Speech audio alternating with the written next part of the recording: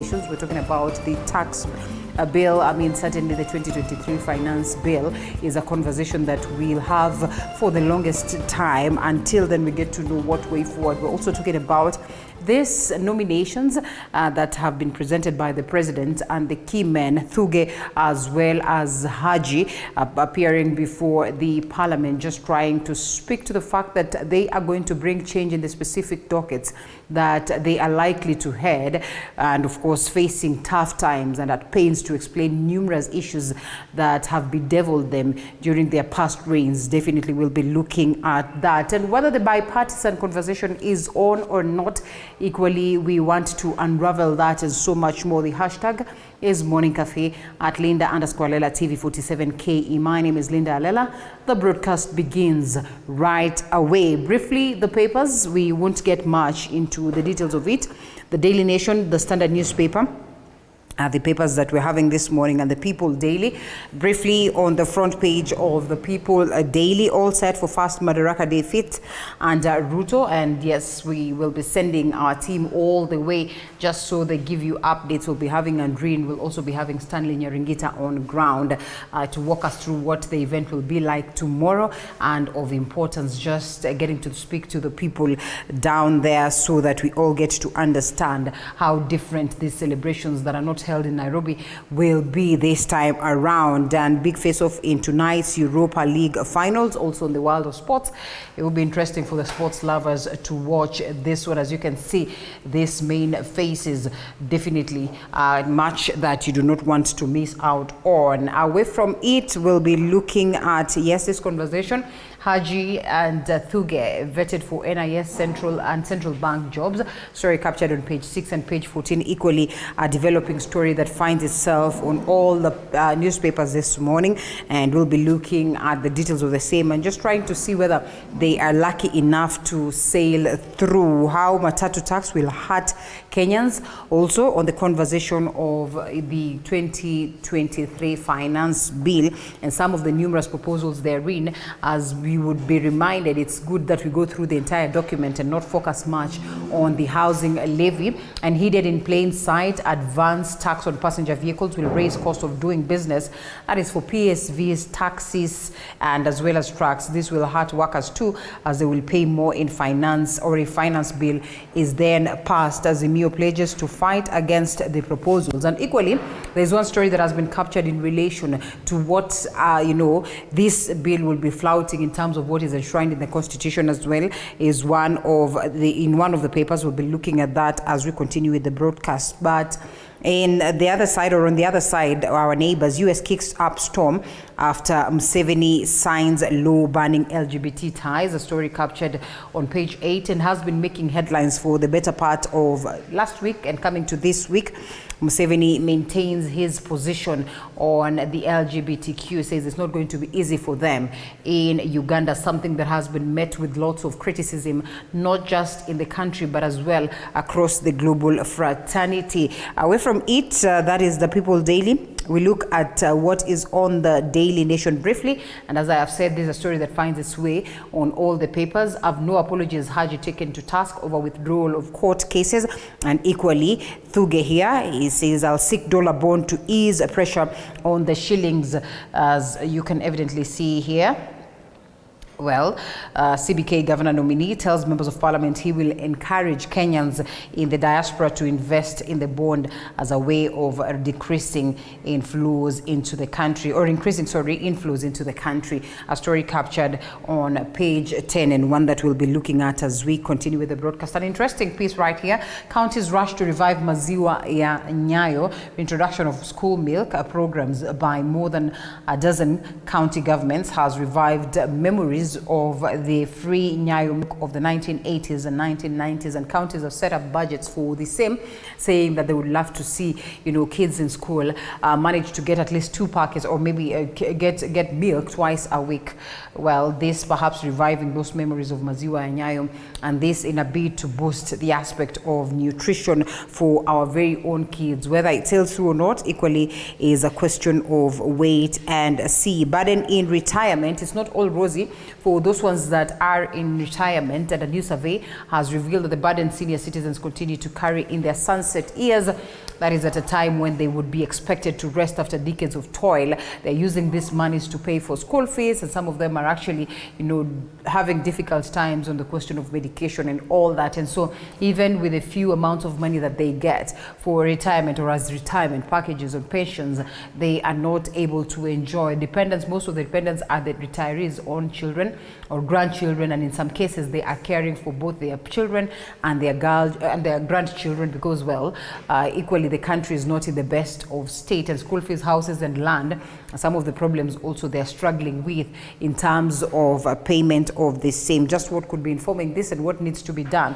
to make sure that the oldies then are cushioned and are well taken care of. Away from it, a big standoff over tax law, equally a conversation, or the biggest conversation. Opposition leaders also demand that all rebel members of parliament who would affected to be stripped of their seats. I mean, these are some of the demands equally that we have seen from the Azimio side, even as they say they really are not confident that Kenya Kwanza team is keen on having the bipartisan talks and of importance addressing some of the key issues that they have presented. Of course, they say on the high cost of living, if you would relate it to the tax bill, then evidently it means that the Kenya Kwanza government is not keen on easing the burden for the common mwananchi.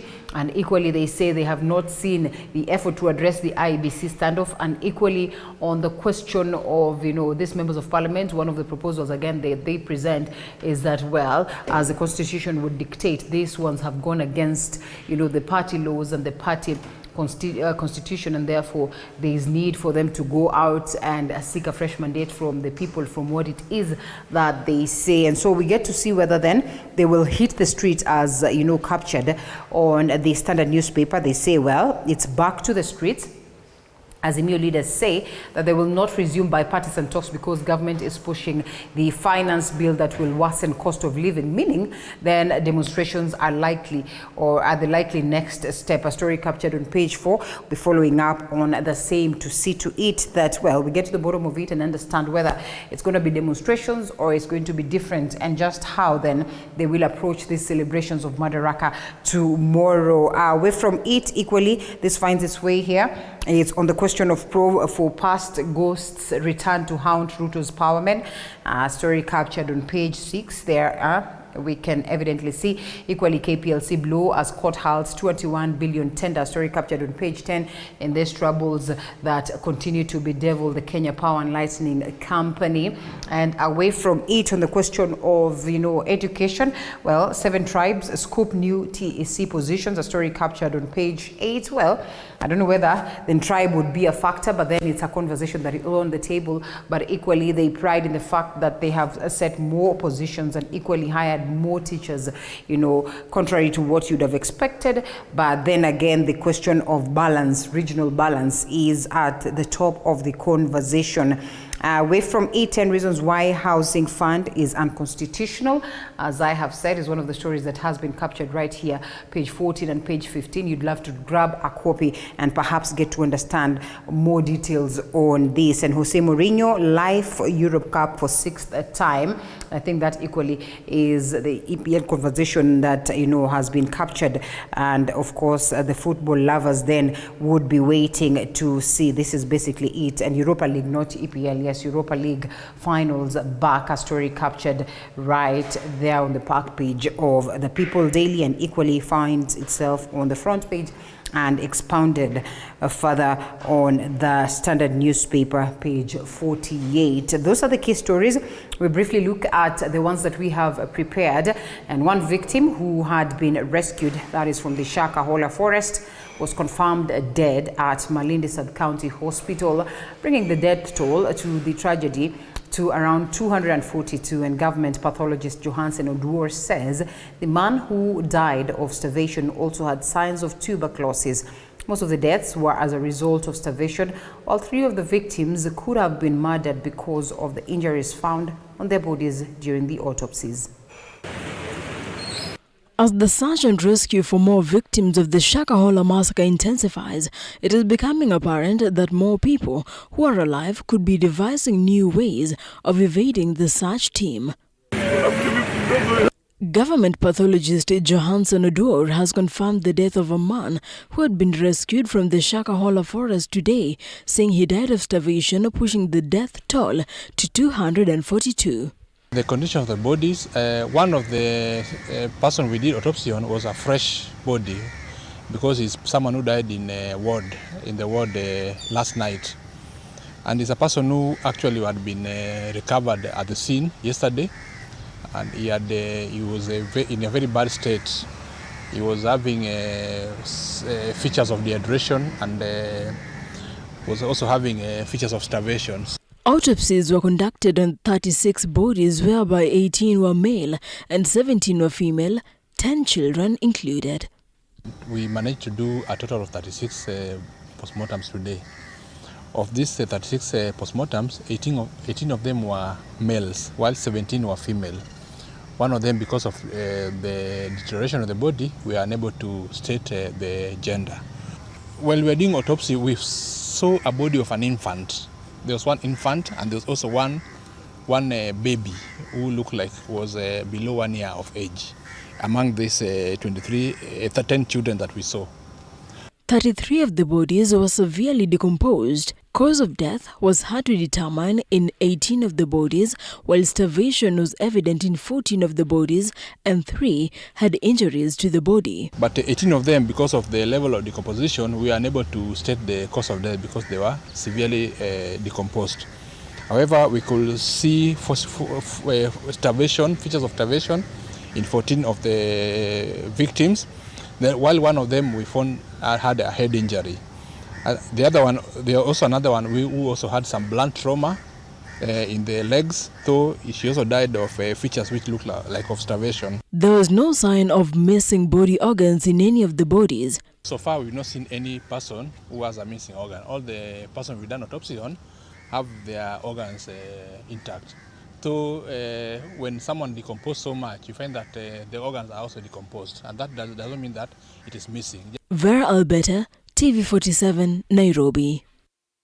The Kenya Union of Clinical Services has threatened to commence a nationwide strike on Monday, and that is 5th June in the Ministry of the Health, or if the Ministry of Health does not post clinical interns a renew employment contract of the UHC staff.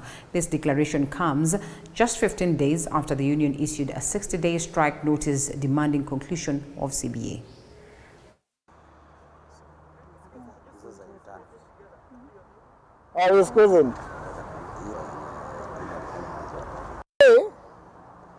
We are here to tell them that, number one, if they are not going to immediately post the clinic officer interns as they had indicated they were going to post them before June, on Monday next week, we are going to ask all the 1,840 clinic officer interns to come to the Ministry of Health so that they can get the information for themselves. And they will do that. Number two,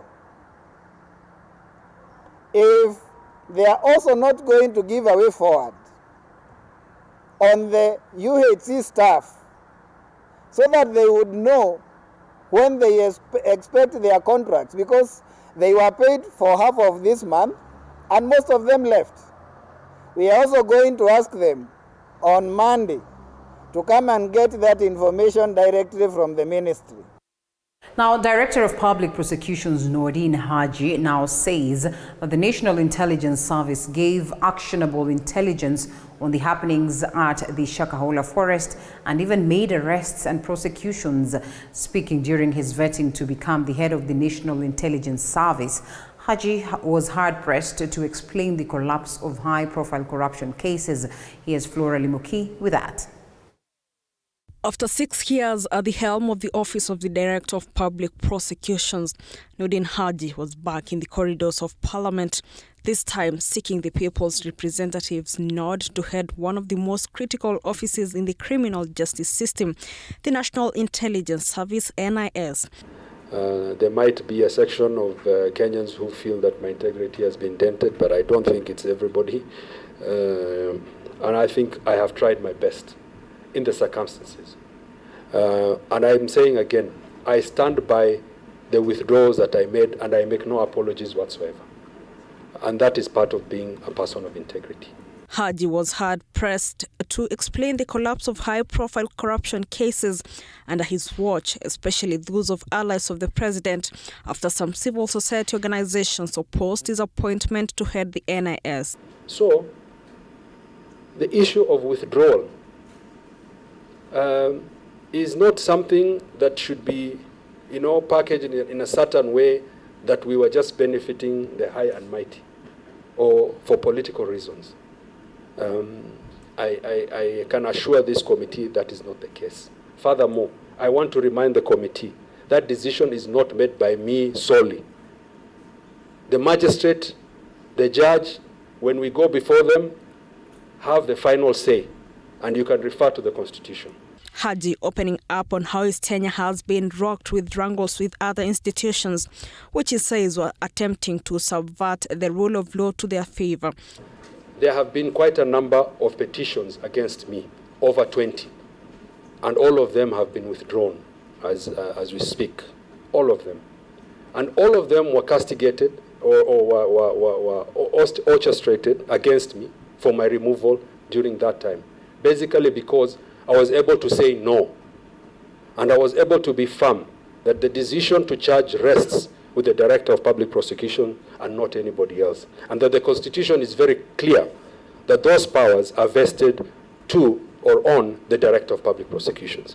On matters to do with the dissemination of intelligence, Haji revealed that law enforcement officials were supplied with actionable intelligence on the happenings at the Shakahola forest and even made some prosecutions. The paradigm shift that has to come is that extremism can come from anybody, whether they be Muslims, Christians, or Hindus.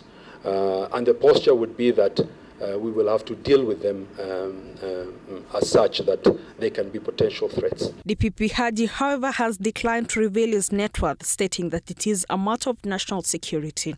Flora Limuke, TV 47.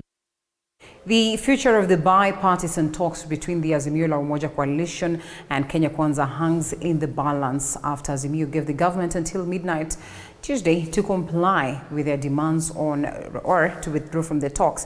An Azimio parliamentary committee meeting chaired by coalition leader Raila Odinga has further roped in the withdrawal of the finance bill, terming it as burden to Kenyans and commitment that all Jubilee members of parliament who decamped to Kenya Kwanza go for a fresh election. An Azimio parliamentary group meeting chaired by coalition leader Raila Odinga held the key to the success or collapse of the bipartisan talks after the PG issued a midnight Tuesday deadline to Kenya Kwanza to comply with Azimio's key demands on IEBC servers, the selection panel, Jubilee Party affairs, and the cost of living. The joint bipartisan talks remain suspended. Kenya Kwanza has up to midnight today to comply. As part of the bipartisan talks demands, Azimio now wants the government to withdraw the Finance Bill 2023, proposing new taxes and increments, terming it as a burden to Kenyans, and akin to the 1990s structural adjustment programs that left Kenyans under the mercy of the World Bank and the International Monetary Fund, leading to unemployment and inflation. The bill must be withdrawn in totality and be reintroduced afresh in a manner that is sensitive to the plight of the poor Kenyans. Azimio further made good its threat to have rebel MPs from the Jubilee Party go for fresh elections after decamping to Kenya Kwanza. This after the PG de-whipped nominated MP Sabina Chege as a minority whip in the National Assembly, replacing her with Embakasi West MP Mark Mwenje. That other than merely committing not to interfere in the affairs of other parties, Kenya Kwanza must agree that all Jubilee MPs, and indeed any other MPs, who have defected to Kenya Kwanza, in essence, have to face by-elections.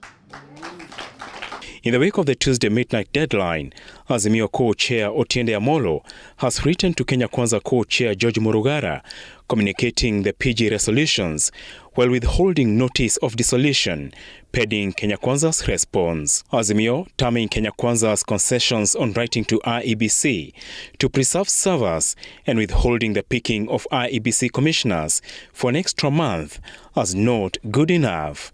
Apul Kamau, TV47.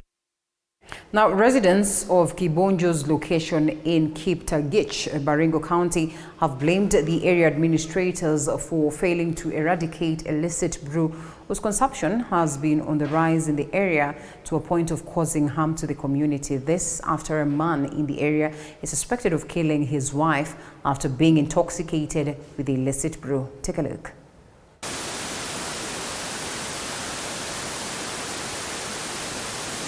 Residents of Kibonjo's location, Kiptagich constituency in Baringo Central, woke up to a somber mood after the body of a woman was found brutally murdered in what they suspect to be a quarrel with her husband gone fatal.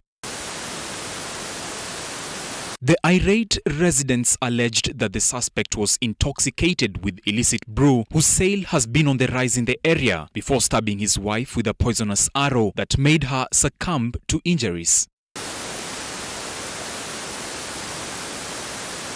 Rhoda Chepiegon, who is a neighbor to the victim, says the couple has been at loggerheads for a long time and were arguing repeatedly as the suspect threatened his now deceased wife to kill her and their children before committing suicide, a situation she regrets the administrators posted in the area could have prevented after she raised alarm over the matter. 2021, huyu mzee alikuwa nasema nitamaliza hii watoto wangu wote alafu nitajinyonga. Woi nakaambia hapana. Mimi nilichukua report huko, hakuna mtu nakuja. Tuko na askari hapa, hakuna mtu nakuja. Tulikuwa na madam mwingine ameenda Londiane. Hiyo alikuwa mkali sana. Huyu alikuwa nakuja, nikikuja kupata yeye anakuja kunisaidia. Sasa nduru uelewe mwenye ameua, uelewe mwenye ameanza. Sasa huyu chipi yetu hakuna kazi nafanya. Hata ionekane kazi yake tu ni hapa sanda na petana peke yake.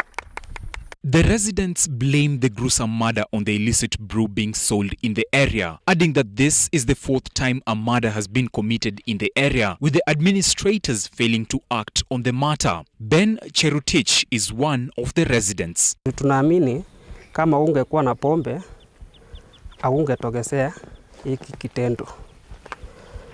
Na tukisema hivyo, huyu mzee mwenye ameongea mbele yangu amesema hii si kitendo cha kwanza, na ni ukweli si kitendo cha kwanza. In fact, we are now recording hii ya saa hii ni mara ya 4 murder cases kwa location. We've had around 3 of them previously, na hii ya leo ni ya 4. Na hii ya 4 yenye ina happen leo imetokezea under the same scene.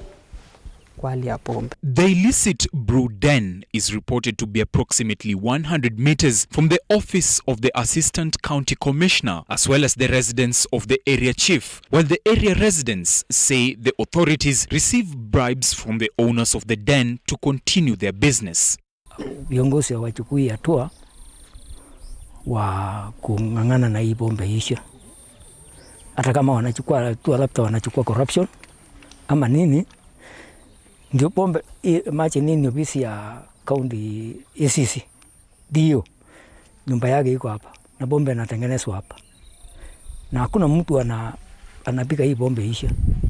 So wakati hii mambo kisa imetokea hii vita imekuwa kwa muda mrefu, wa hapa familia wanapikana mara kwa mara na hakuna kiongozi yote anachukua hatua.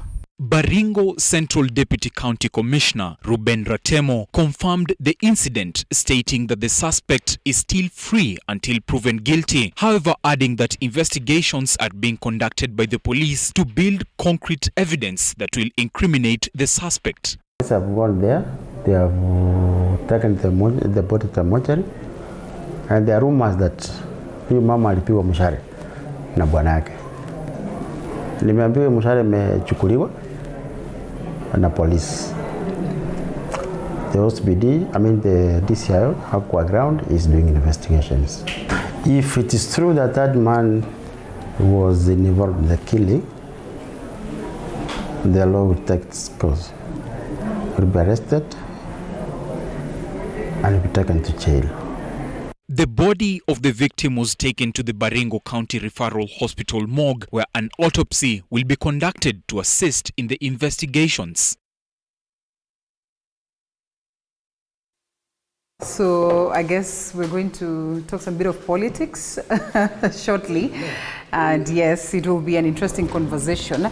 I have two from the Kenya Kwanza side and one from the Azimio side. So I think it's going to be a balanced conversation.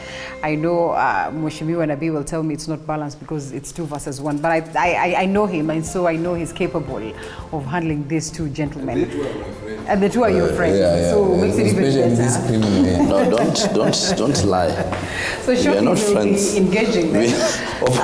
Of course, we get to see. So we have the member of parliament of Gatundu South, Tulisema huko president wanatoka. We have the member of parliament of Lugari, as well as the member of parliament of right here in Nairobi, Embakasi in North. And so we'll be engaging them in the conversation this morning. Don't you go anywhere.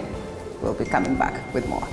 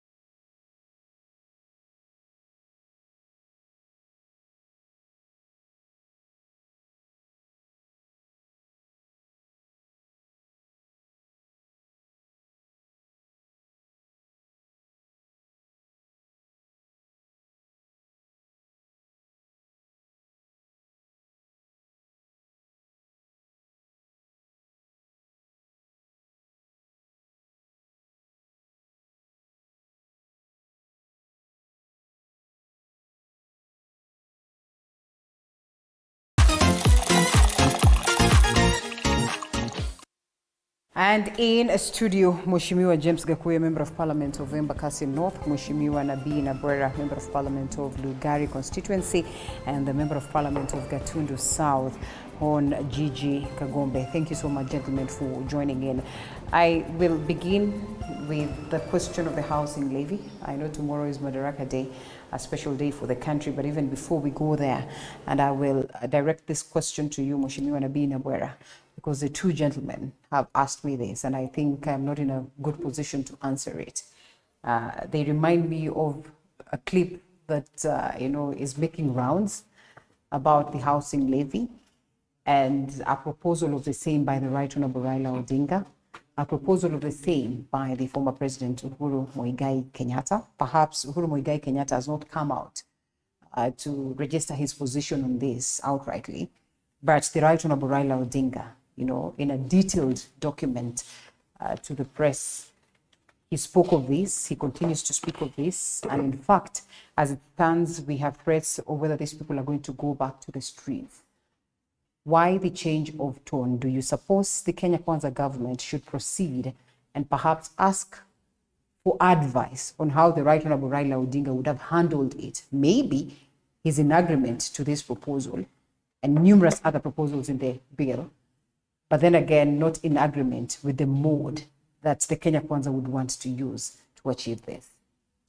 First of all, I want to thank the viewers, continue to support us on this program, the public at large, and of course, TV47 for giving us a platform to engage with the public. Secondly, I want to make the following observation. We are making a big mistake. Even listening to you, you are making a big mistake. And this is the mistake. The issue about the finance bill and housing levy in particular is not about Raila. Please, can we disabuse that? Yes. But is there not a factor? Just a minute. Yeah. As far as politics, Kenya politics are concerned? Proceed. I want us to look at it from the context of the public. The public are saying no. The consumers are saying no. And even if Raila proposed it, at that time, why did it not happen? Because there was a public uproar at that time. And any sensible politician, any person listening to his people will then say, okay, if my people, my constituents are saying no, then there's something I need to find out about it. And that is it. If you look, some of us at that time, you remember very well, on 23rd, I was on Citizen TV then. And I said, no, this thing, the moment you want to get a fund, which eventually looks like a tax, you are making a mistake. The moment you don't exempt those people who already have their own house ownership scheme, you are making a mistake. And I said, there are tested models in the world on how funding housing is done. And the model all over the world is you give incentives to the pension schemes who have a lot of money. Currently in the country, the pension schemes have well over 1.3 trillion shillings. Yeah. I mean, if we give pension schemes incentives, we will mobilize enough money to do housing. So you have a problem with the approach to which it is that the Kenya Kwanza... Definitely. I mean, look at it this way. I want to give you the basic example of people in my constituency. I represent a rural constituency, purely rural. Purely rural. The people who earn income in my constituency, salaried income, 99.9% are teachers. They are teachers. And teachers are telling me, oh, my brother, we have done our own housing already. We went to Asako, we took a loan. I'm paying interest on that loan. I'm paying tax on that loan, number one. Number two, I've gone back to that circle. I'm educating my children. I literally have nothing for anyone else to deduct from me. I don't need a house. I financed my own housing and I'm comfortable with that. I'm financing the education of my own children using the little money I have, the little savings I have. You know, I've had this argument all over this country and I laugh that Kenyans don't like saving. Okay? In my community, I don't save money. I save in land. Any little money I get, I invest in land. That's my saving. In other communities, they save in livestock. So the fact that we are not putting money in some bank or in some shares does not mean we are not investing. Linda, I do not want the Honorable Nabina Bara to expose his ignorance on national TV. And he's my friend, but I must advise him as an economist, and it is my duty to educate him. When you talk about savings, we have something called the macroeconomic equation. And there's what we call savings, there's what we call investment, there's what we call the disposable income. So when he says that, he invests in land, now he doesn't know what savings is. When he says that he invests in livestock, he doesn't know what savings is. Because that now is called investment. There's a difference between investment and savings. But where is and let me finish. And I plead with Nabina Bara to just calm down. I'll help so that he understands this. But what worries me most is the political conmanship in the streets of Nairobi and in the streets of this country. That is where you think Raila is coming in. That's where Nabi comes in. He's a political conman. Can you imagine? On the 18th of May last year, he attended a meeting, and I have video evidence. He says he wasn't there. I have video evidence. Oh, you can check. He wasn't there. Bring it. Let us say he wasn't there. Bring it. Wait a minute. Video evidence.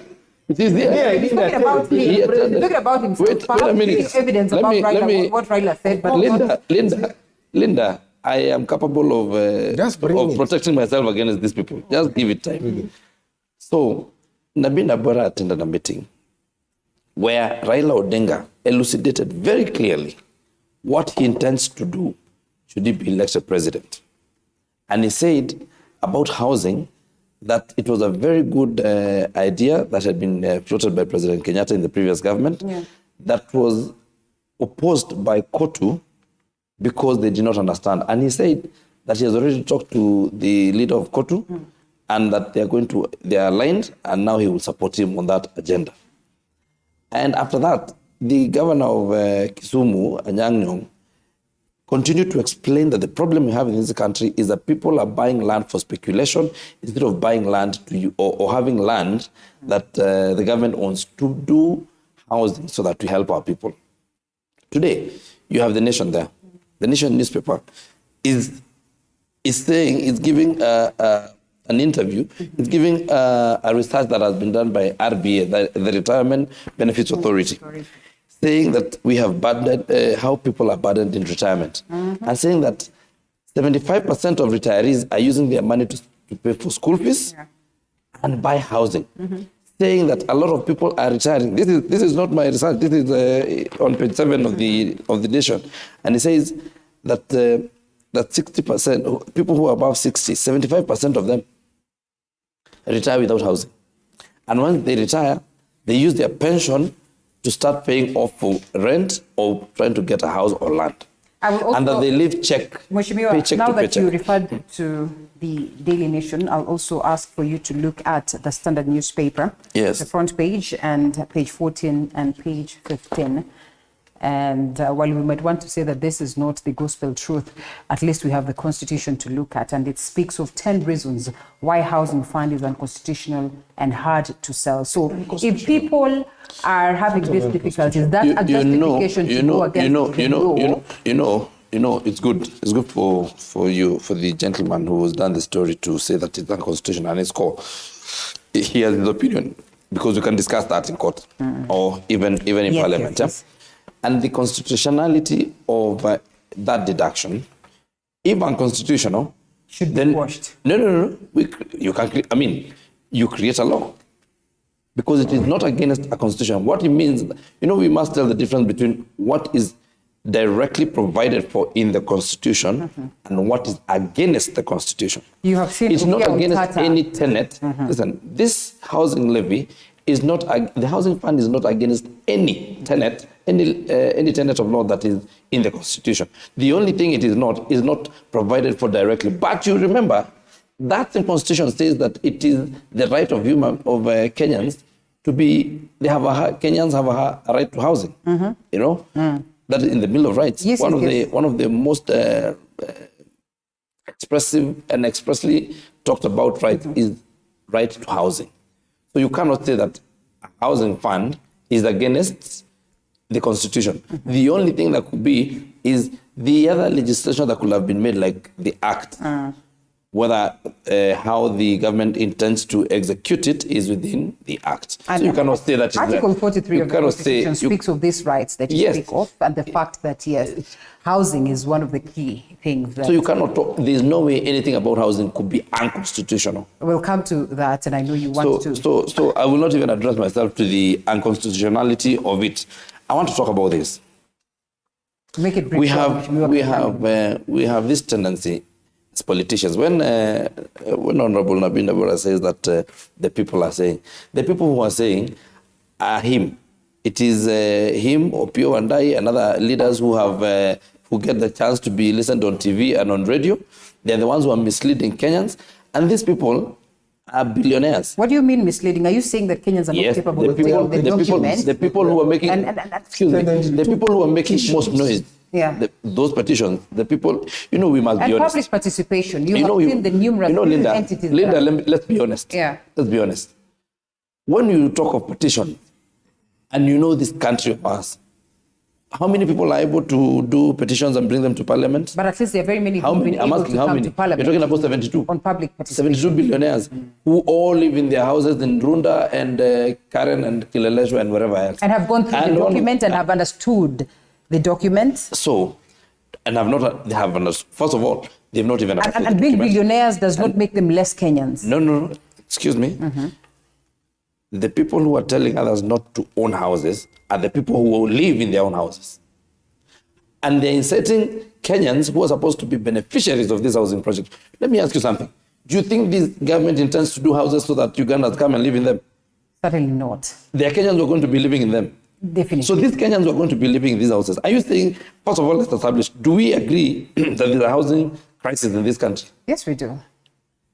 Mheshimiwa, let's come to you. And originally, when we started discussing this bill, you said it would be important that we go through it and make some adjustments. And I think you almost felt like, well, there are a few components that would require adjustments.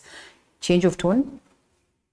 I still have my reservations, but actually, it's not exactly in the whole finance bill. It's specifically on some areas. And one thing, let me allude myself to the issue to do with housing fund. Housing fund, let me refer Kenyans to where we are coming from and where we are.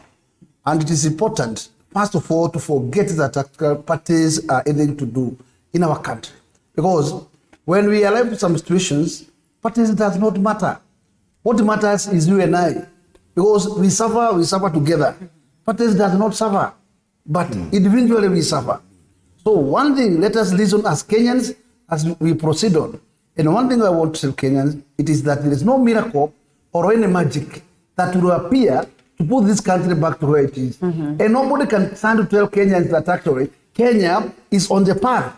Because Kenya lost the path and does not lose the path now. During Uhuru Muigai Kenyatta's tenure, Kenya lost direction. Kibaki was very categorical and put this country back to the train, to the rim, but actually it lost the rail, and it went out of the rail. And as we speak, it is important to recognize that the head of state, the former head of state, did a lot of development in this country, and actually we say, thank you very much. But consider all these projects he did them through what we call debt. So all these debts are there and are for you Kenyans to pay back. Because you borrowed money, you have to pay back money. There is no miracle, there is no magic. Don't expect Gachagua and William Ruto to sell their property to pay debt for Kenya. It is Kenyans which must carry their own burden, and they must also make sure that they bail themselves out of this. How do we go forward? This country, there's no way we can say we put an interim period of 10 years without any single development for the country, so that we pay our debts and concentrate with paying what we call civil service. If this will be the business of the government of the day, then it does not require to be there. Because how do you have a government that cannot be able to put any single coin to development and to concentrate purposely to do current expenditures?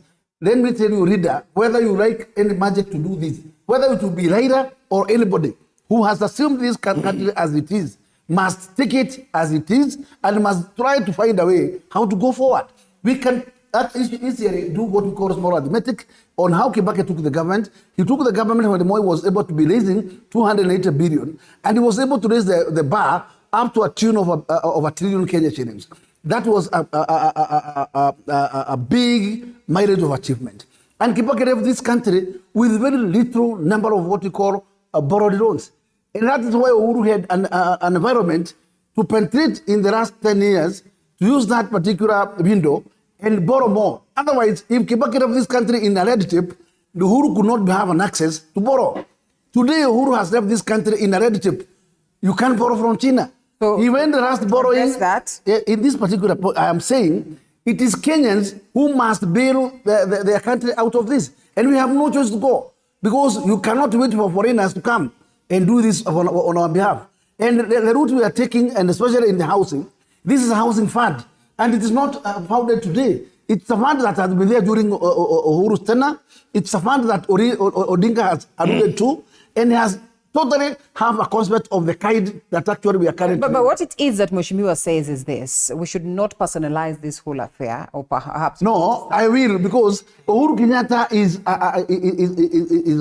a leader in this country. Raila Odinga is a leader in this country. Perhaps Raila could have an opportunity to be elected to take over.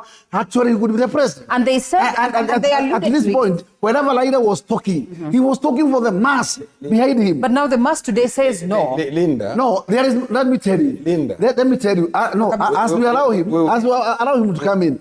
Let me finish. And I want to say the word clearly. As we stand here, Linda, it is not 100% Kenyans who are saying no, but there is a percentage which is saying no. Yes. And we shall have this kind of narrative going forward. But who are convinced, who are converted that we should go the direction that the Ruto is proposing?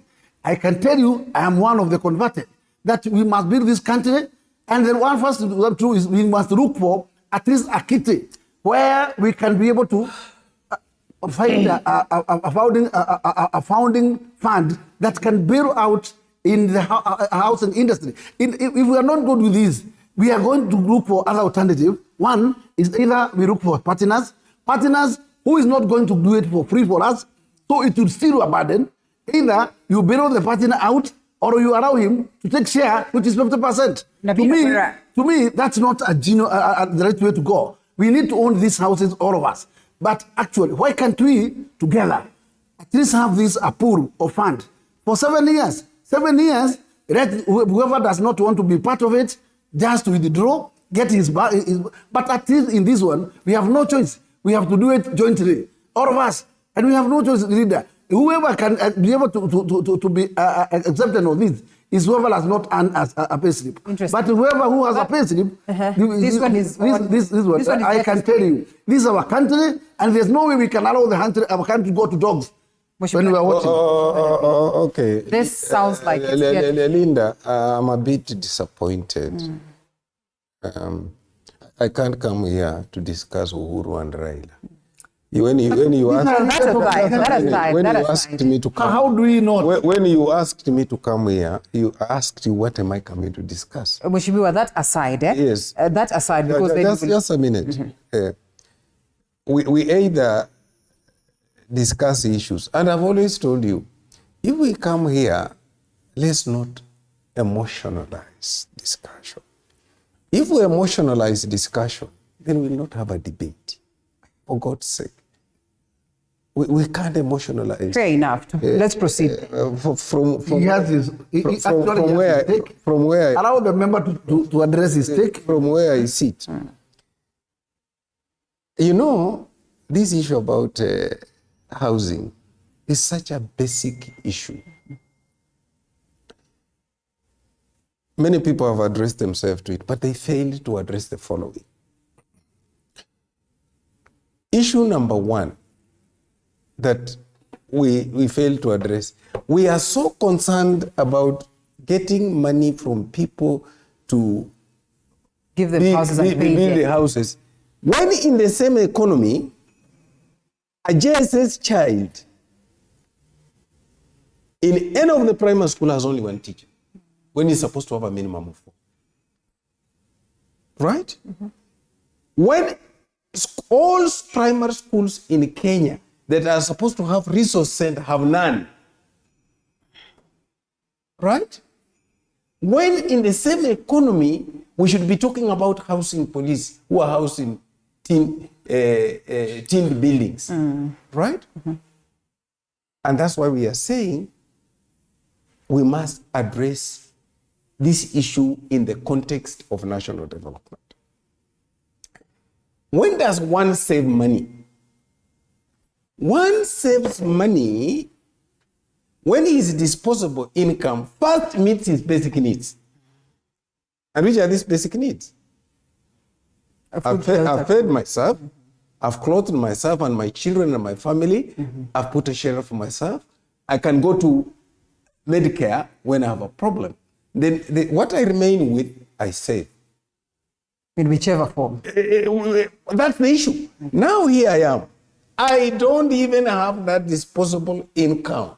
I don't remain with anything to save. And you are telling me, in the same country where the labor laws say that at least as a salaried person, I need to remain with 1/3 of my salary to meet my ends meet, you are saying me that doesn't matter anymore. You have to fix this problem. You have to, in the context of their explanation, in fact, the president's explanation, that the salaried must fund for the unsalaried. The second aspect to this thing, if we want to spur the economy, you don't stifle the middle class. Mm-hmm. You never.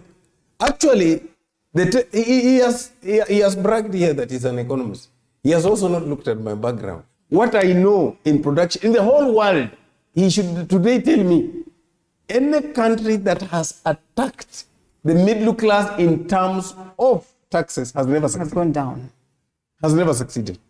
Beyond the housing. But Rita, I can tell you. Yes. Says, how far are we injuring those earners, those civil servants? At least it is between 300 shillings and 2,500. This, I can tell you, it is the kind of money that you can invest in any other small investment.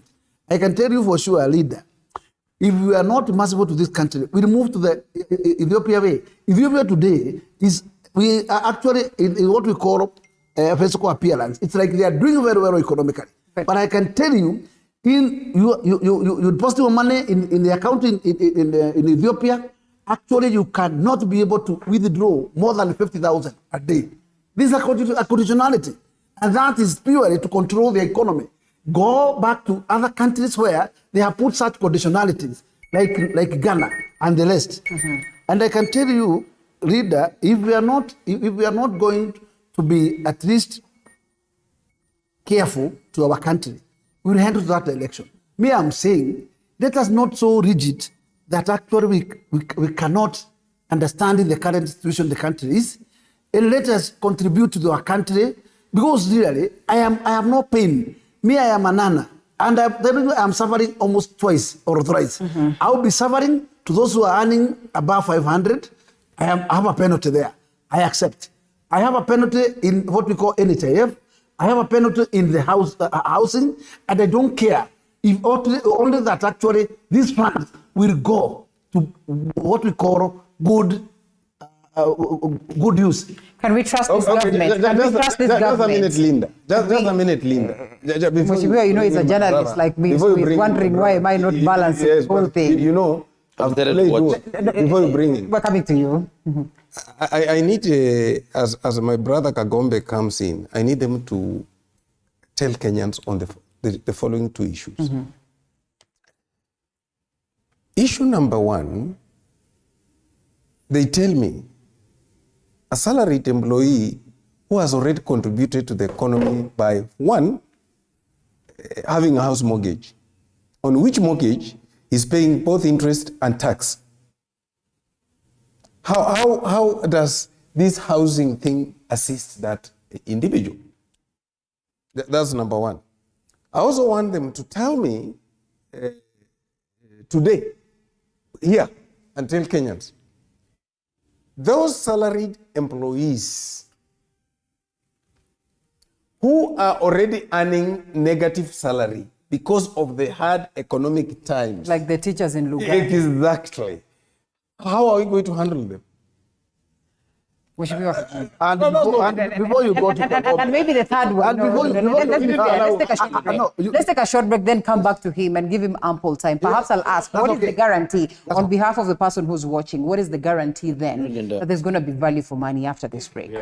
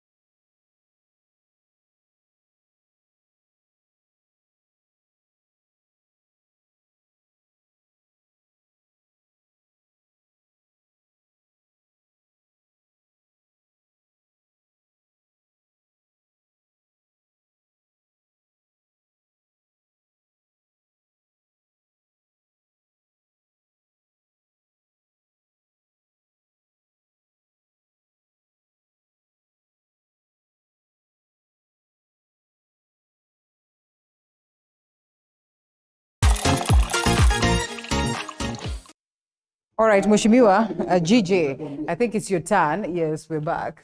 Yes. Yes. You know, I wanted to say 3 things. One. 3 questions to answer. One. First thing is that we must be very careful not to be misled and to sing to the tune of the people who want to profiteer from the current crisis. Honorable Nabinda Bara here is a landlord.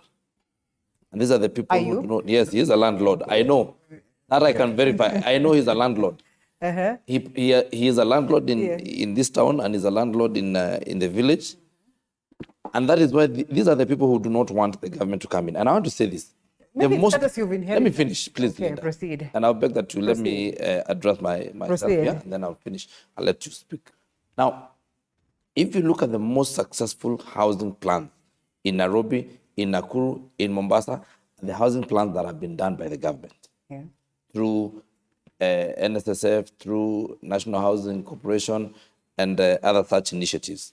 If you go to South B, if you go to South C, if you go to Buruburu, if you go to Maringo, either the local government or the national government in those days, the most successful housing stories in this country have been done by the government. The moment we left the private sector to come and deal with housing, it became a business, and it became for the rich. And I want to say this. We have this culture in this country where the middle class and the upper middle class and the rich have perpetually oppressed the poor by using the poor against the government. When the government failed to provide education, public education, everybody, because they could afford, those who could afford went to private schools and left the public schools for the poor. Right now, you can tell, if you want to know someone's earning power, just look at where their children go to school. If you find that their children go to public schools, then you know they're poor. That's how this country has become. If you want to know someone's spending power, go to see where they go to hospital. Go to this hospital outside here and see the people who will come there. So we have created a disparity that cannot be matched. And what these people want, we have failed to put the government and perpetual governments, that consecutive governments that have been there, to accountability so that they give us and provide services that must be provided for by the government. Health, you saw what we did. I've just told you, when the country could not give us health, we went to private sector. When the government could not do roads, those who could bought 4x4s. That is why a country like Kenya, which has, with its earning, with its GDP, has more 4x4s than you will see on the roads in London, for example. You go to Russia, go to Moscow, go to London, you realize that all the 4x4s you will see on these roads will not be seen in those other European countries. Because when the government could not provide proper roads, those who could went and bought big cars. When the government could not provide security, we went and created private security firms, and we did huge walls with high, all those things. So we're saying we are not about to let the government again fail in housing.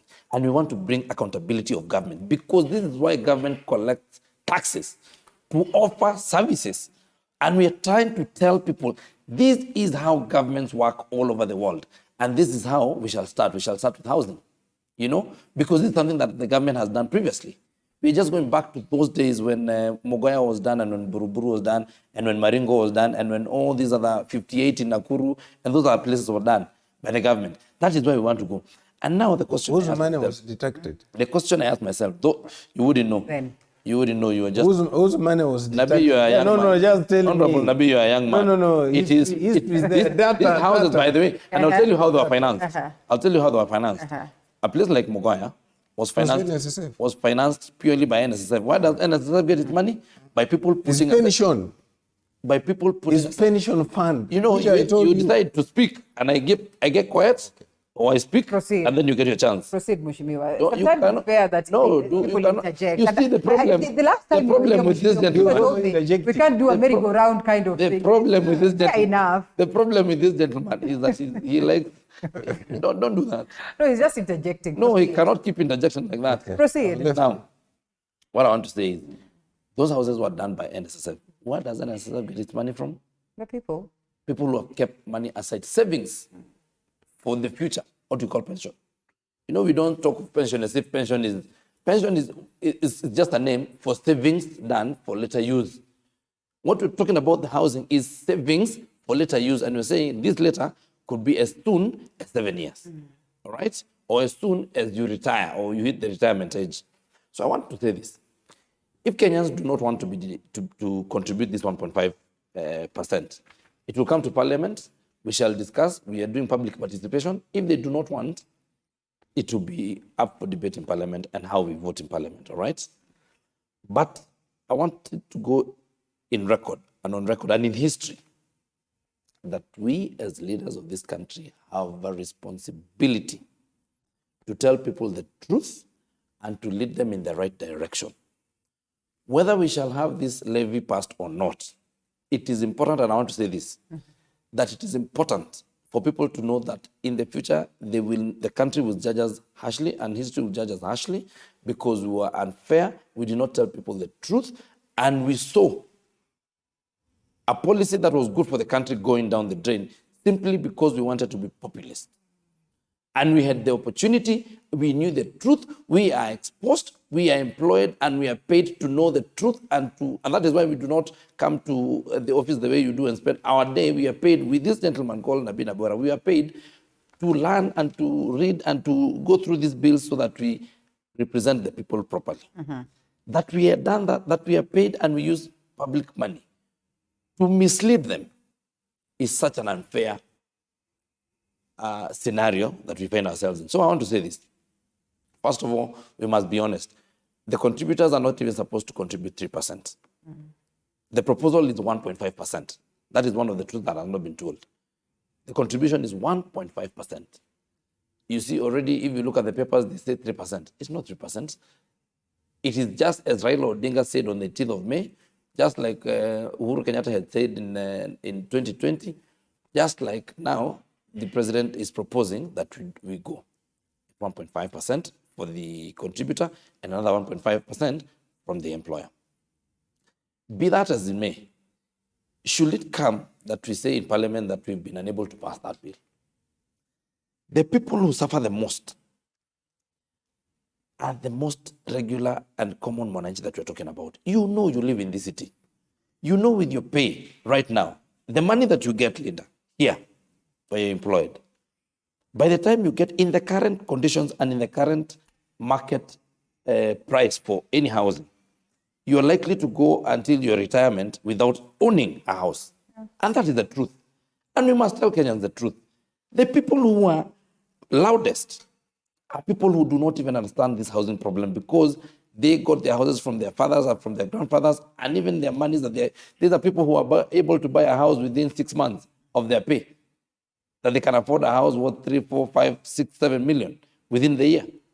So those are the people who are leading us against these housing issues. And I want to say this. In the urban centers right now, if you ever find an urban center where a teacher owns a house, or a policeman, or a civil servant who is of that caliber, it's only the houses that have been done by the government or with the assistance of the government. The private sector is such that it's so punitive because the cost of borrowing in this country has become so high. You know, the banking rates right now as they are so high that if you borrowed money as a private practitioner or as a private investor to go and invest in houses, you will only afford to sell that house at such a high cost that nobody will afford if they're in this caliber of employees. Collins Kagiri is watching and asking, really, Kenyans might not have a problem with that, but why doesn't the government focus on increasing the tax base, focus on, dealing with the priorities right now, the problems that we have, including the payment of civil servants, including all these questions that Mheshimiwa Nabii was asking, and then we can have this conversation, and then what is the... I want to tell you, the media also has concentrated on this thing and made it about the housing fund. Yeah. But there's so many other components in this. This is the whole finance bill. And I want to say this. I want to bring you to this. Yes. This bill has proposed an introduction of excess duty on cement, importation of cement, to protect local cement manufacturers because we've established that we have enough installed capacity to produce cement for our people. What are we doing by that? We are creating employment in this country and protecting employment in this country. This is a bill that has proposed a tax reduction on importation of every equipment for pharmaceutical manufacturing. So that when Moderna comes in Tatu City, as it comes and is going to employ 5,000 people, then we create more employment. This is a bill that has proposed protection of fishers in this country and farmers who are farming fish. That is why we are saying that we have introduced an excise duty to stop and discourage importation of fish into this country. You know, we do not dispute that, and I'll tell you numerous others that people would not agree with. That is why the conversation we will should go be, there.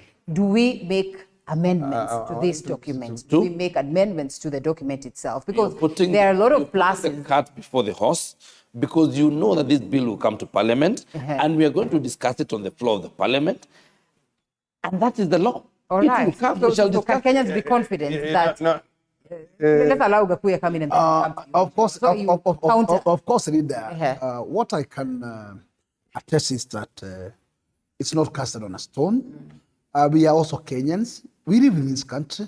We also know where it pinches. We know that at least Kenyans has already overburdened. And it is not our wish to see the same burdens put on top. But there is a crossroad where this country cannot move forward if we are not going to do something to make sure that we reach this country and move. And this is an area. That's why the finance bill has pull-ups and have the other side of the coin. And this is, yes, once you reduce or remove taxes from this end, you must recover from another end. Otherwise, government does not do business. It just only collects revenue from the people. And the same revenue is what they intend to be paid back to them as what we call services. And this scenario, I can tell you, where I have an issue in this finance bill is only one element. And this is where I am not comfortable with the 60%. Because I have no problem if we can do adjustment, make it 10 or somewhere there. Because surely, all the gains that we are gaining from what we are getting exemption, we will now recoup from the fuel. And then commodities will still rise to a situation where it will be still difficult. So in this particular case, I think that actually, even though the head of state is my friend, I have also a duty to serve my people. And I will be very sober to fight for my people at that floor. And I can tell you, I have no problem with NHIF. I have no, because that's an investment, that is an insurance which you just go benefit individual. I have the NHIF, that is your saving. At the end of the day, Reader, you go home with your money. That money you save, it is not going to go with Gakuya, you take it home. So that is your money. I have no problem with housing fund, because that money you save, that is your money. And there's a guarantee after 7 years, if you want your money back, there is a window, get your money. Or else, get to the investment and then own that house, start your house in later date, or else make rent out of it. But I have some reservation in what we call fuel. Because fuel, it will carry the rest of the rest of the journey going forward. And every other commodity will rise through that increment. I have no problem. We can just make adjustment, but not at double. Mheshimiwa Nabii, as you sum it up for us, what are the chances and how flexible are these gentlemen from Kenya Kwanza and ladies as well to, adjustments to this document or amendments to this very document, including the president himself, because you interact with them? Just Linda, first of all, I'm very taken aback by my colleagues, the two of them here, who 10 months ago, they were all over the space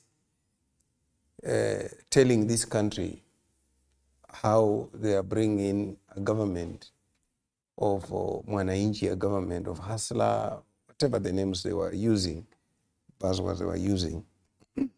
What do you offer to Hasra if you have nothing? Really, even though you are so sympathetic to that Hasra, what do you offer to him if you have nothing on the table? Aye. Good question. Can I finish? Let's proceed. I had not even said anything. Proceed, Mheshimiwa. You cannot, on one hand, be telling people that you want to spur the economy and you are putting in punitive taxes that will increase the cost of production and therefore make Kenya not a destination for investment. Just that adjustment of fuel from 8 to 16, you make Kenya completely unattractive in terms of cost of production. As that is not enough, if I was thinking of investing in Kenya, I'm an investor out there. I know I'm going to pay so much in fuel tax, and I wanted to invest in agriculture. Even taking what they were talking about, this issue of subsidy in fertilizer. The 8% increase to 16% of fuel levy, it's all the gains that are made in subsidy of fertilizer. So what are you doing? We go to the floor with him. You are killing. And make the amendment at the floor with him. You are killing the economy. Yeah. You know, there's a very simple model that works. If you want to tax people more, spur production. Spur production. You know, in England, for example, in UK, for example, they pay a lot of taxes. But in UK, if you went to a public health facility, you will need to pay consultation fee, even tests. You will not pay a thing. It's zero. Right? This is a Kenyan who is paying for his health care. Even after paying that NHIF, when he goes to the public health or level 4 hospital or level 2 hospital, he has to pay for his consultation 200 shillings. He has to pay for the laboratory tests. He has to pay for his X-ray tests. And you are now telling him, even to get there, you have to pay more in terms of your transport costs. What are you saying? You know, let me just finish. The largest population of this country, the only easier avenue for investment of the young people is in the digital space, in the digital economy. Do you know what they have done? Yes. They have put tax on content creation. I do. They have also put 15% withholding tax. What are you telling us? And you are telling us you are people friendly? You are youth friendly? What are the chances that we're going to... You know, you cannot say on one hand, and I've heard a gentleman telling us that you should probably expand the tax bracket. Yeah? And I say, and I keep saying, you know, this very populist sentiment said, it's so nice to say, imagine the government has just put a tax on content creation. These are Kenyans. Kwani, these content creators are not Kenyans? They are. They do not have a responsibility to pay taxes. They should. So we should have some people who pay taxes and others who don't. Excuse me. That's all it. Will help you. If you say that we expand the tax bracket, what are you saying? You're saying that we stop taxing a certain group of people and that everybody gets to participate in the economy equally. All right? Who's eligible to tax? In terms of age, in terms of worth and all that. It's not about tax, it's about earning. It's about earning. It's about earning. So If you're 2 years old, if you're 2 years old and you earn, if you earn, then you pay tax. Yeah. Tax is not about age. Is about income. I mean, if you received say inherited a piece of land, 100,000 acres because your father died and he was rich, and the money has to be transferred from that to the capital gains the tax. Yeah. You know, so tax cannot be pegged on age. It's on income, and therefore let's not be populist. Why are you happy with the teacher paying pay as you earn, who is earning 30,000 shillings, and you do not want a content creator who is earning 1.5 million shillings to pay tax. Sincerely. Why are we hypocritical here? Can we look for that's one. Number two, wait, before you reply, we must know that there is nothing, and Honorable Gakui has said, that the government has no any other business it does. The government has no side hustle. The government is all of us collectively putting our money together as tax and then using it as a government, as a country. Probably for me, the question that I'll be willing to have, and the debate I would be willing to bring to this table is this government going to be accountable on how it spends our taxes? The question cannot be whether we are going to pay taxes or not. Because if we do not pay taxes, then as one of the members of parliament proposed at the nchi tuende, then that would be... And that's why they are oversights. And that is why... Exactly. That is the work. They are the people to watch that money. And that is what that's the debate we should probably have.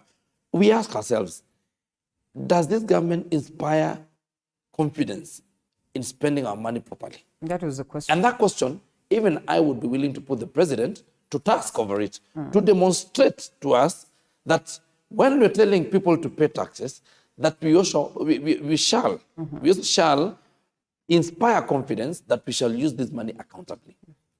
If we could do that... Have you done that so far? Yes.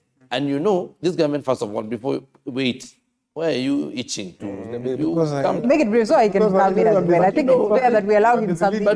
It's 2 against 1. He has this habit of just... but you are misleading. Proceed. Gigi, that one, you're misleading. Don't interrupt. Allow him to finish. He is now interrupting my trail of thought. Okay, proceed. So, what I was saying is that when I'll be one of the people willing to tell the president now, demonstrate to us, and I want to say this. This government, first of all, is hardly a year in, all right? And you know that in a government, this government is even hardly done with the appointment of all the people should be, who are appointed to form a government. But anyway, there shall be no asking for more time, because we have already seen that after the president formed the government and we felt that some people were playing around with public money, he has already demonstrated that he's not joking with anybody by firing a PS. Another one has retired. Who are not taking seriously his clarion call for people respecting public money.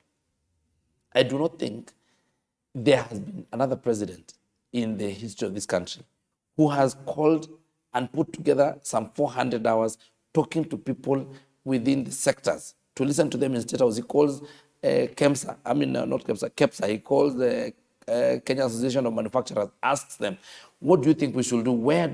How do you think the tax policy should be? That is what he has done. I don't think there has been a president who's come out and said, I want the public to ask questions through the journalists, and we stay here so that we try to have an accountable and transparent government as possible. And I think for me, that is demonstration enough that the president is willing. And I think also, because this country is ours, and we have no any other country to go to, whether you support Azimio, whether you are whatever, you are Kenyan. And we have a responsibility to take care of this country. We do not have another one. Peter Kobia says that we can't even manage the cost of living. We can't manage ourselves. We cannot manage more tax. Let me first of all, let me put it this way. And it is good, even you as a journalist, to just be honest and to tell people, and we learn to tell people the truth. You cannot keep calling this levy a tax. Okay. Because there's no tax that is ever taken back to you. So this one is not specific to housing levy.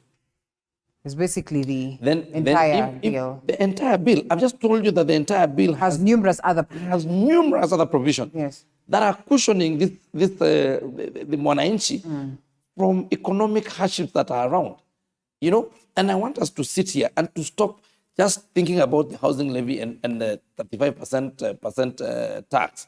And we enumerate, you allow us. All right, can we look forward? Can we look forward to the parliament? You know what we've done, and let's be fair to ourselves. Every time, because you're the host, so you decide what direction the... But you also agree we can't unpack the entire document. I'm saying, every time, because you're the host, you decide where you want to take the discussion. Yeah. If you decide that this discussion is going to be about housing levy, then we'll never go anywhere else. But I want you to call me here and tell me, give me an open check, tell me to discuss the bill. But that's basically what I started by Discuss the asking. bill. In fact, that question I directed to you, Mheshimiwa. I went to tell you about... I said beyond the housing. I went to tell you, I came here, Linda, and I was telling you about the benefits that are in this bill and the proposals. And even before I could enumerate... No, in the best interest of time, Mheshimiwa, we can't look at that entire document. You are all right. The same way I will not agree with Nabil and not allow for him to go and speak of the negative. So if you want to tell us... Let me just say... Close it. Let me close my remarks. This budget, the finance bill proposes from the better, they are calling it better policy. We are increasing it by about 700 billion, from 2.9 to 3.6 billion. What do you do when you inherit? Let me use the words. You inherit a battered economy. You just go to the basics of Kibaki. You tighten the belt. First, on the recurrent expenditure. Second, you have to reorganize your development expenditure. Gigi and I say this with a lot of honesty, Gigi and I sit in the Public Accounts Committee. We've seen the total amount of wastage in monies in this country. The best thing we would have done for this economy was first to take a deal and say, look, we are zero rating the budget. After zero rating the budget, we say, fine, can we move from the known to the unknown? You can't inherit an economy which you are saying is battered with a lot of wastage, and you increase on the wasted money another 700. You know, Linda. Wait a minute. Allow me to chip in. Allow me, just Linda, let the debate be a balanced bit. I've been mute. All right, so let me respond to. But I just wanted to. One thing, anyway. I just want to allude that. Sorry, every member here is a member of certain committee. Yes. The way that actually the budget has been formulated is that budget first, after trickling from the executive, it comes to the committees. Yeah. And those committees have power within the standing orders to reorganize the budget in any way you want to go about it. So we cannot come here and tell public that the parliament has no power to reorganize the budget. Within the public committee. And I can tell you for sure. That's a misrepresentation. No. Let us agree. I haven't said that. I can tell you for sure. Yes. The member here must also tell the public his powers. Yeah. He has the power to present, he has powers to oversight, and he has powers to register it. In this particular aspect of budget is made by the House. Either he has not an opportunity to discuss about the budget at its committee level, he has a room to discuss the budget at the floor of the House. In this case, if there is anything messy, that actually a loophole should be closed. It is the powers of the House to say, this Linda, we cannot be able to Linda, put this recurrent expenditure in this vote any longer, or reduce this. You see from people go to State House to be given instructions. No. After this it was public. Let us reason as members of the parliament. Did you see people being given instructions? They didn't even talk. They were told go and vote for this. No. Majority. Yeah. We are not flower girls. Don't tell us lies here. The member, you are given instructions. But we are not flower girls. We are representatives of the people. Give us a break, Mr. Director. What?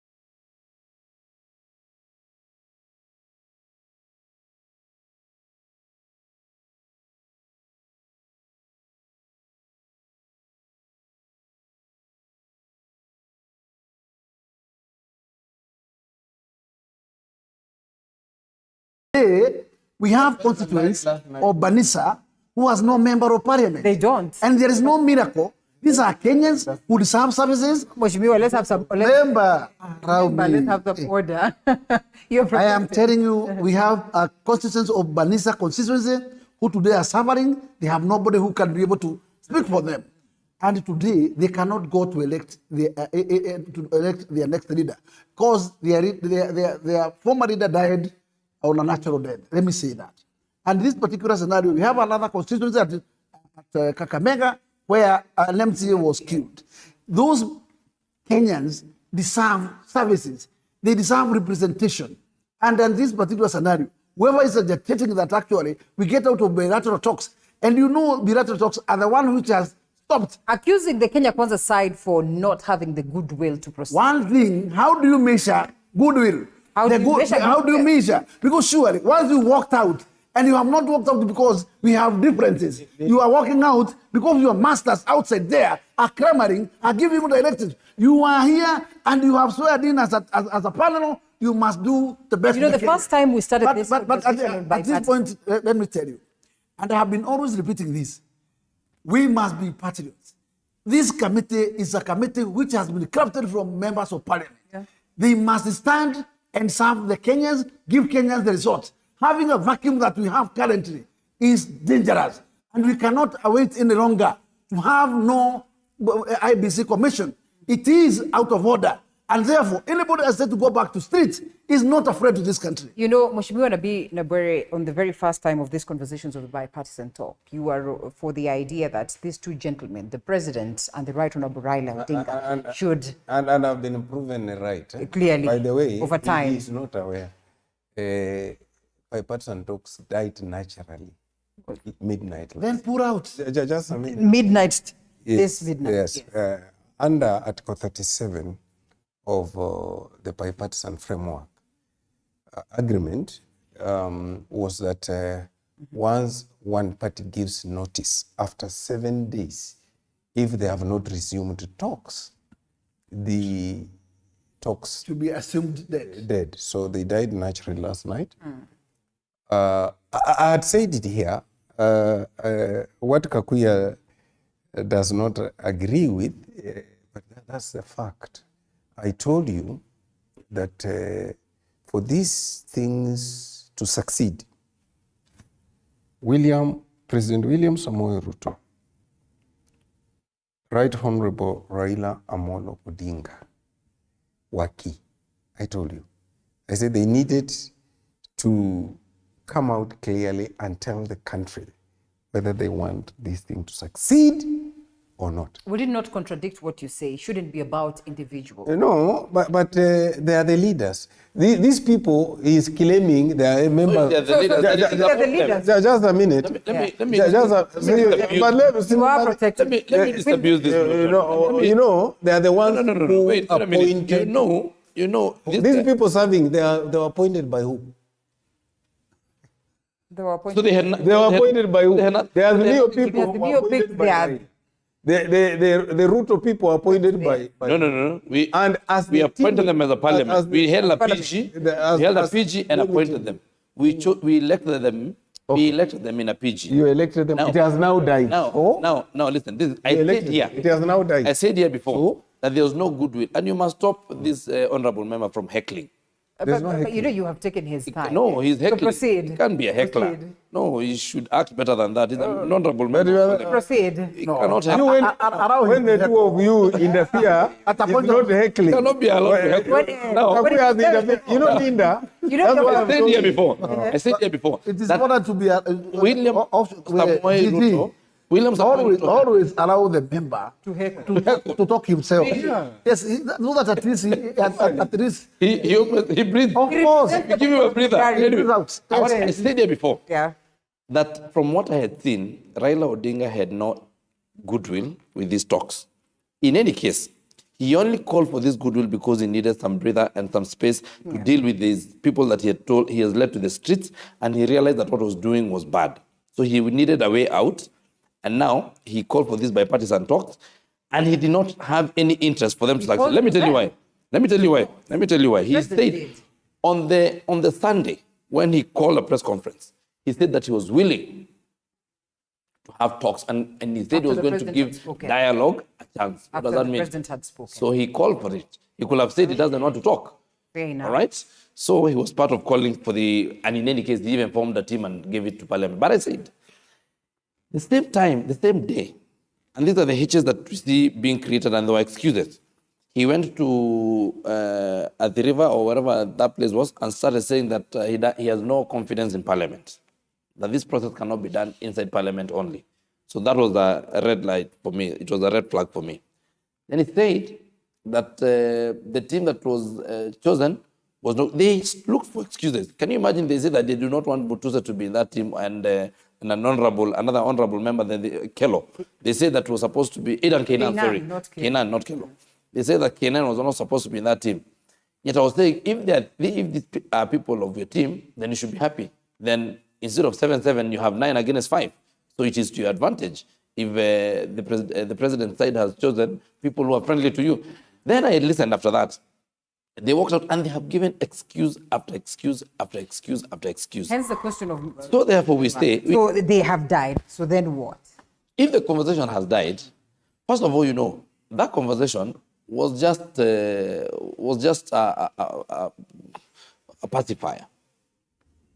You know, in actual sense, we should have been here without any conversations, and the country should have been going on because the elections had been held, and the government as is, and the government as constituted, and the constitution as written has an infrastructure framework for everyone, for the country to go on. Those issues that we're talking about IEBC panel is parliamentary. It was for Parliament to deal with.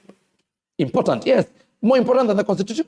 Well, it is in the Constitution. We have a framework. In fact, even if those talks fall out, they were not constitutional.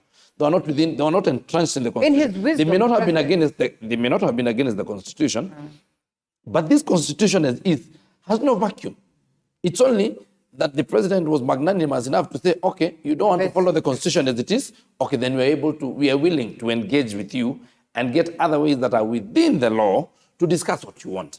But even without that, the Constitution provides for expressly how IEBC should be elected, how we should have an IEBC in place. We came to Parliament, he was involved, we changed the act, and we have the select committee, it was gazetted. And everything is there. Yeah. And it is able to proceed with the elections of IEBC officials. Everything else that want to be discussed, if it is opening of the server, we have a process. We go to court. If you go to court and the Supreme Court has ruled in a certain way on elections, then we have the Constitution. You say you can petition the same court to relook at its decision. We do not necessarily have to have talks. Even if talks fail, we have within the Constitution infrastructure and systems to run this nation. So it's back to the streets because equally it's within the Constitution? No, back to the streets. In fact, by the way, what we intend to do, let me tell you, before we go back to the streets, I'm just about to bring a bill. Just bring it. An act to monitor, not to limit, but to prescribe how to go to the streets. Linda. You know, we said in the Constitution says that you can go to the streets, but we need to have now legislation on how to go to the streets so that we agree that you cannot just wake up one morning and decide that you are going to go to Gakuya's house. Normally that is not the case. We also understand that normally that is not the case. Linda, what is said, but what actually happens on the ground is that we do not have an organized way of picketing. We do not have an organized way of going to the streets, of doing protests, and we must regulate it. Let's take it back to I'm not shocked that Gigi takes the position he takes. I'll just ask for my brother Kaguya to have some more time with Gigi so that Gigi understands what geopolitics of a nation is. One of the reasons I was pleading here that Raila must call his team to order, Ruto must call his team to order. So he must withdraw that statement. You must withdraw your sentiment. This kind of... He must withdraw his sentiment. No, he must withdraw and apologize. You cannot say that now you want to... First of all, you can't be inviting Gakuya to school me. You Why cannot. not? No, Why not? Why not? But I am alone enough. all about your politics. Not in any case. First of all, convince you to see the need. Teach this gentleman from Lugali. I am the only one who can teach. Moderate. His position and he's allowed. No withdrawal. Proceed. Leader, I Proceed. still insist that, you know why I'm saying this? Is because Gigi forgets that this is a nation state. And in a nation state, there are certain parameters of nationhood. And there's a constitution. Okay? So when we are sitting here, Let's have order so we balance time. We only have 10 minutes to be out of this space. We must stop the opposition from always running away from the constitution. And they want to have alternative ways of governing this country that always run away from the constitution. We passed the constitution, and if you did not like the constitution, no, wait a minute. If they did not like the constitution, they bring a motion to change the constitution if they don't want it, so that we do another constitution. But if we have a constitution that works, then we are going to follow it. We cannot always be looking for alternative ways when we have provision. That's the law. okay. That's, you know. And then you call us a nation, or there's geopolitics, or you'll be taught, or you'll be taught by this. You are not going to teach me anything. You might have to acknowledge Gigi, I want to the tell fact you that today. I'm here as the moderator. No, I want to tell you, Gigi, today. Anything we have done is within the Constitution. Is within the Constitution. Even if we go back to the street, it will be within the Constitution. We don't do unconstitutional things. First of all, and if I've done anything unconstitutional, first of all, don't even talk of going to the streets, because you don't go to the streets. So you're going to go back to the streets? No, he doesn't go to the streets. He does. He's never been on the streets. You've never been. You have seen we are within the public accounts committee. He doesn't go to I do my thing. The panel has become the two panelists. Proceed. How come? We have only 10 minutes to be out of this space. Let's sum it up. One thing, what I would like to say, as a Kenyan, as a great man of this country, is that we must put the interests of the country first. And anybody, any leader who does not put the interests of his country first is an enemy of that country.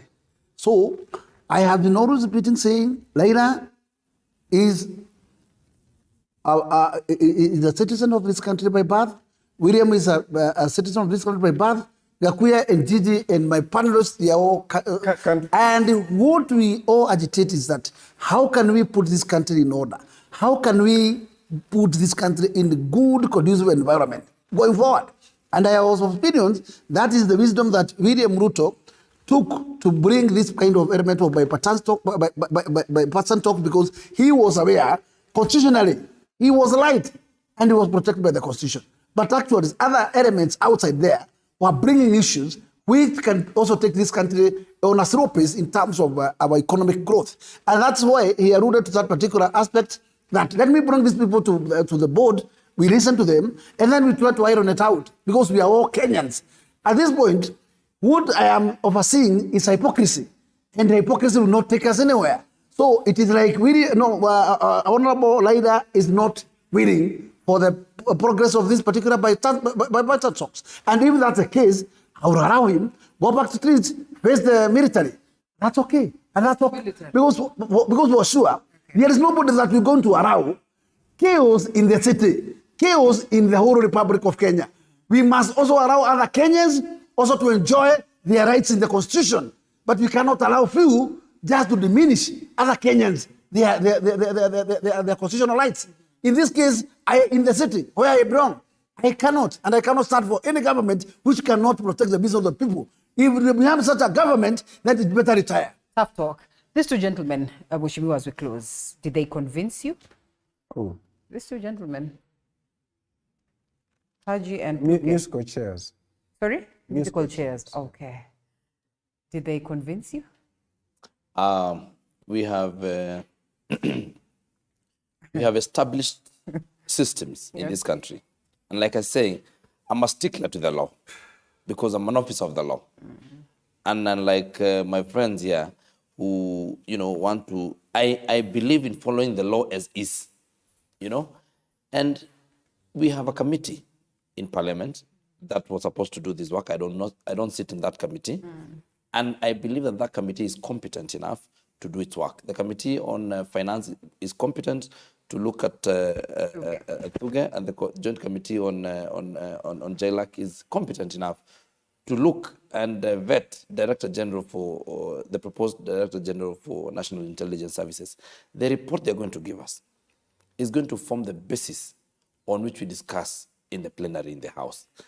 Honorable member for Lugali is going to be present in the House if he wants. If he does not exercise his right to withdraw from the House like he has always done, if he chooses to exercise his right to debate in the House, his input will be taken, will be listened to, and then we shall vote.